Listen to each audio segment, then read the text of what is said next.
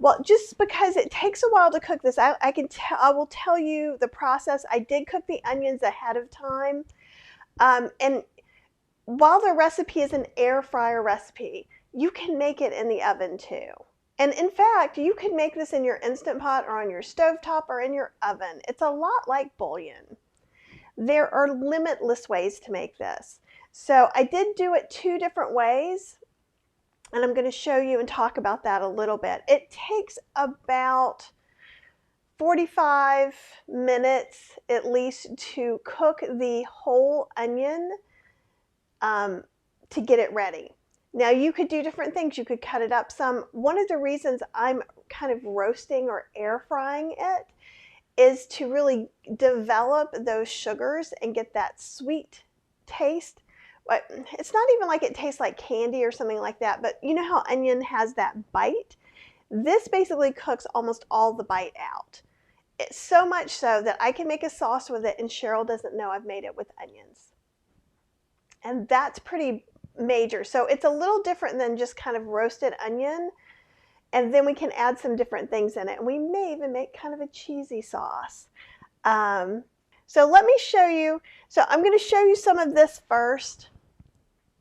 Let me see if I can get it to, there we go. So this is how, and this I'll show you too. You guys probably saw it in the picture. This is what our end result will look like. There we go. It's a little bit better. And that looks like a crazy thing. And that's what this is. Okay, so it's cool enough. So this one I actually did in a small capsule kind of air fryer. And it's kind of smushy. And you see there's juices. And then it's still pretty hot. I didn't put a piece of paper there just so I wanted to show you what's going to happen. And I'm going to soak it for a couple of days probably.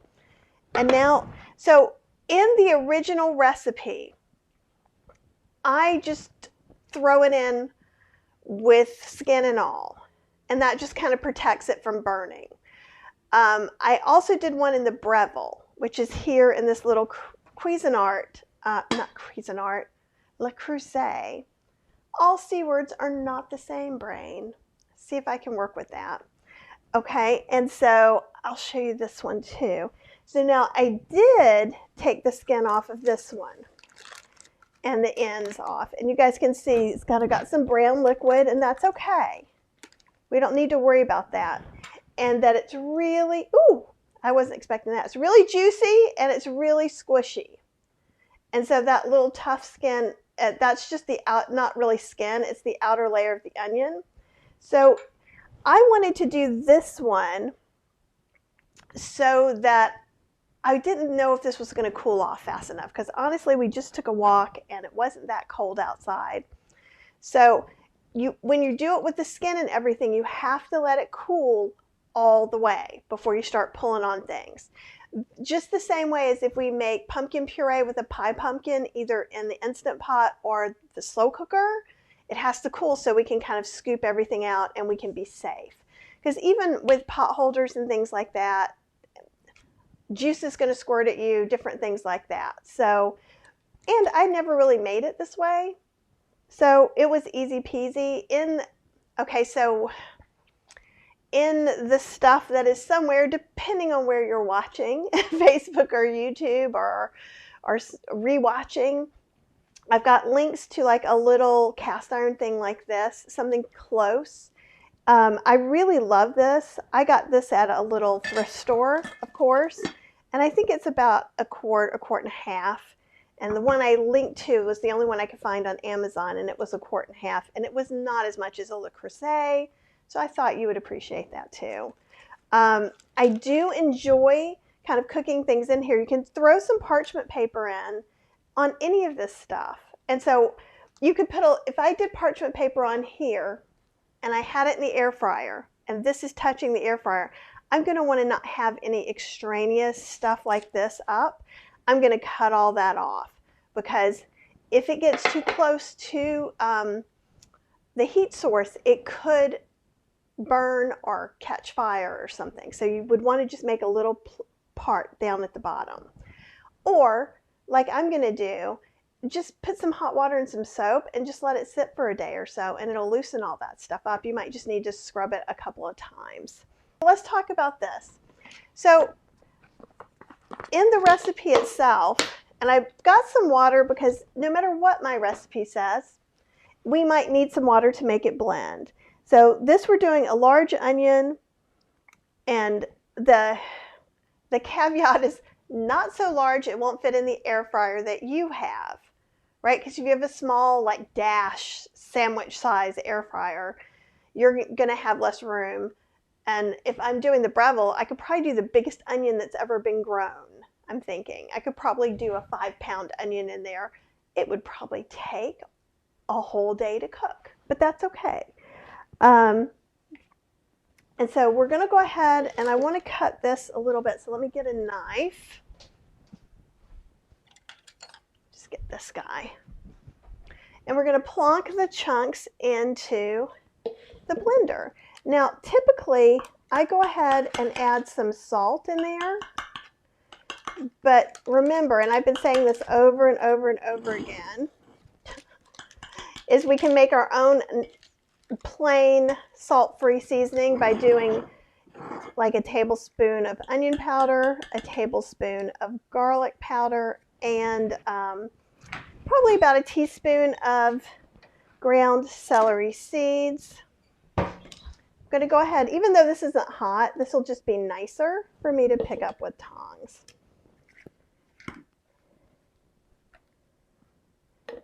And if you have, like, if there's a part that's a little too dark, we can just take that guy off. I'm going to sit him over here and cut that off. Because we don't want to add the burnt taste, although maybe we do. Actually, that can make it a little smoky.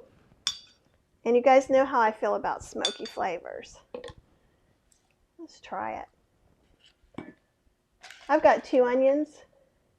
I want to... That liquid is so sweet, and it does not taste burned. And I'm going to go ahead, if I can. I probably should have done this ahead of time, because now I have a slit in some of that paper. And I'm going to use that good, flavorful juice.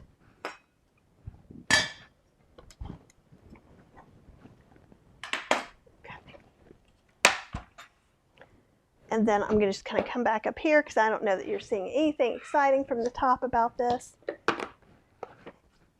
And you could do a whole bunch of this. I'm sure it would work in the freezer. This may or may not be enough liquid. Let's find out, shall we? Plenty.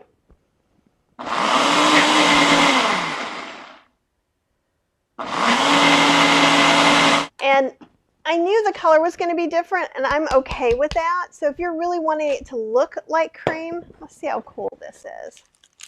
It's pretty cold. And actually, so we can go ahead and take a look at this too. So when you do it this way, really all of that burny stuff, that dark stuff, you see it's a little bit warm, so I'm going to rinse my hand really quick. Might be a little warm for some people to touch it. Remember, I have unnaturally ready for the heat hands from doing all the cooking I do. And so this one is going to produce a whiter version instead of this was more of a darker version. But I don't see this as being bad. I see this as being different. And I was thinking of maybe making kind of a smoky cheese sauce. And when you taste this right now, so it does have a very subtle onion smell to it. And honestly, to me, when you roast it like this, the flavor goes, you get a little bit of sweet and a little bit of a base flavor. You don't get all that onion. And so there is a recipe out and about for my Chef AJ's whole food plant-based, no oil, no soy, no beans, no nuts, ranch dressing, and I use a roasted onion. One of the things that surprises people is we put in onion powder. Because you're like, but there's all onion. But it's not the bite that's the bite from the onion powder. We've cooked all that out. We've mellowed it out. It's like, it's got its little sunglasses on. It's chilling on the beach, this onion. And just know, if you leave some of the smoky parts, which I like, you're going to get a dark version instead of the white cream version. And you have to decide, does that matter or not? Like, one of the things that I'm going to also talk about is, so in the same book, I have a recipe for baked mac and cheese. You guys can kind of see that. Well, the sauce is made with this, right? So you can take this as a base to go forward in other things. We could put this with our tomato sauce to make a vodka sauce. We can do all kinds of things. But remember, again, mine is brown, and probably we'll go ahead and make another one really quick too. So normally, like I said, I would put a little salt in here, and I feel like in a way I need to rinse this out and show this with the regular, not darker cream. So let me do that, because I feel like I'm going to explain it 80,000 bazillion times, and then still someone's going to come on right now and go, why are you making applesauce? Because it does look like applesauce. And you know, if you get a real sweet craving, if you get sugar cravings, I don't know about you, but I do, that sometimes even a whole baked onion can kind of take care of some of that sweet craving. It's very interesting. And if somebody just got this out of the fridge and ate it, they might think it's like weird applesauce. Okay, I'm going to rinse this. Then we're going to put our other onion in there. Though I keep thinking of uses for this darker one, so I'm kind of excited for it. I think I didn't do this last time because I was trying to make it look, you know, just like the substitute everybody wants. And there's nothing wrong with that. Okay. I'm going to need to cut this up a little bit.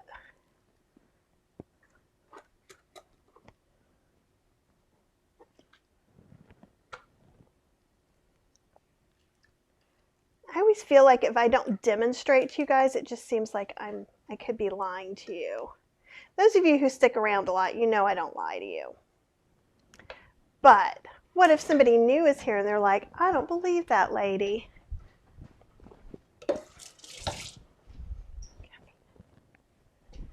And this onion is not a large onion.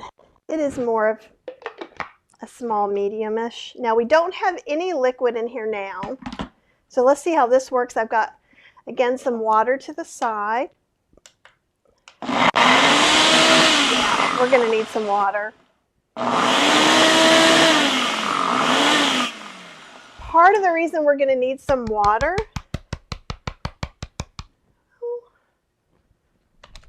is that it's so small. I'm glad I brought this one over.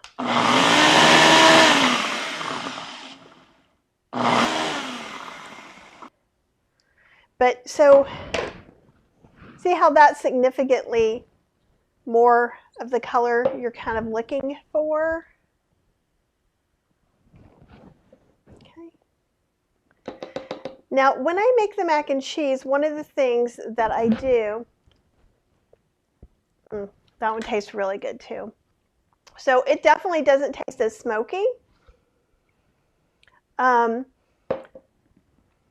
Is I usually put some salt, and then I put some cashews into the mix to kind of soak it. I don't have any soaked cashews. We could also use some oats, though I don't know if I have any oats. Yes, I do. So we could put a little bit, maybe a tablespoon of oats in there for the amount that's there. And we'll put a little bit of water in there. And so what we're doing is kind of making oat cream with that.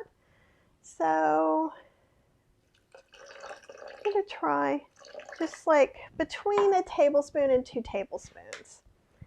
I'm going to go ahead and make this for mac and cheese. So I'm doing that. I'm going to go ahead and add, since this is not a cup of savory cream, I think this is closer to 3/4 of a cup. I'm going to put about 3 teaspoons of nutritional yeast. That's going to give it a cheesy flavor. Now, if you can't have nutritional yeast, you can leave it out, and you could add another umami flavor and kind of make it into something else like dried mushrooms. And at that point, I would not use the same amount for nutritional yeast. I would start with maybe a 1/2 teaspoon to a teaspoon of tomato powder, mushroom powder, something like that. You could put some miso in there. That would be another thing that could give it like a really yummy sort of flavor. So you're not off or out of the mac and cheese thing if you can't have the nutritional yeast.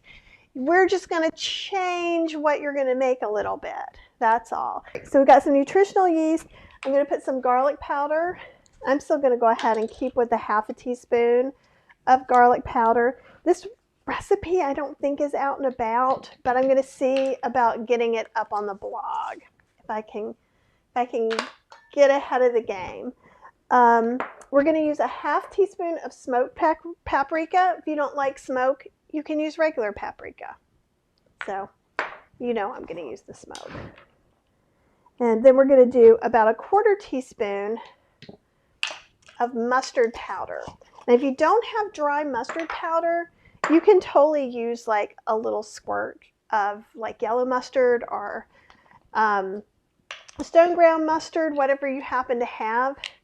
That mustardy stuff just kind of gives it a little bit more of a cheesy taste and a little sharpness to it. And if you wanted to, in the recipe, I don't add any onion powder, but you could if you wanted to.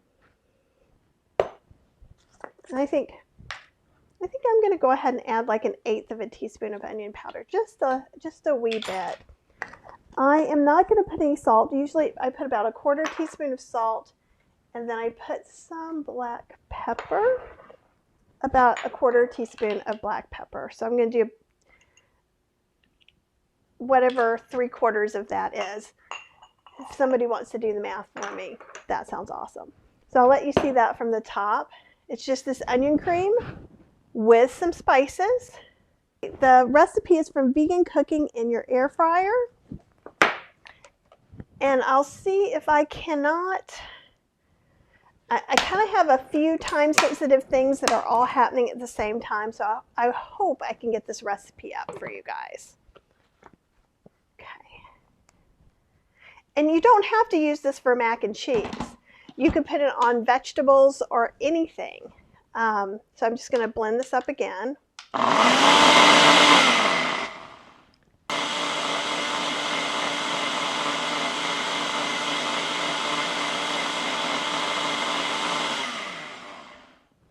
think we can look at that now.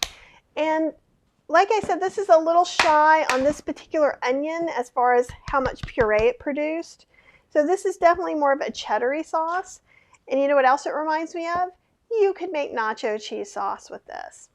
We could add in some jalapeno powder, some tomato powder, some ancho chili, you know, or chili for the stew powder. Just gonna scrape this down. I think this looks pretty good. I'm gonna taste it and let you see it all at the same time. Okay.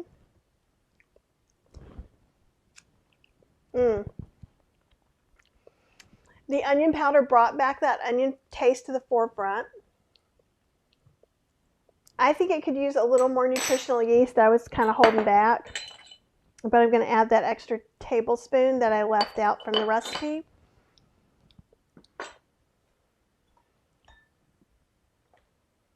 I think it could use a little more garlic powder if I'm not going to use any salt.